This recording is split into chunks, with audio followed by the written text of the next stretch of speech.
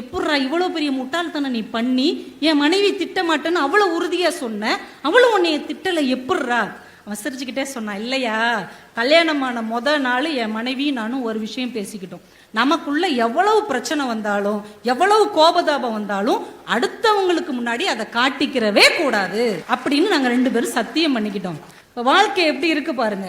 ஒருவரை ஒருவர் புரிந்து கொள்ளக்கூடிய மனசு அமைந்து விட்டால் எவ்வளவு மோசமான நிலைமையில் இருந்தாலும் கூட அந்த வாழ்க்கை மீட்டு எடுக்கப்படும் என்று இந்த நாட்டுப்புற கதை நமக்கு கற்றுக் கொடுக்கிறது.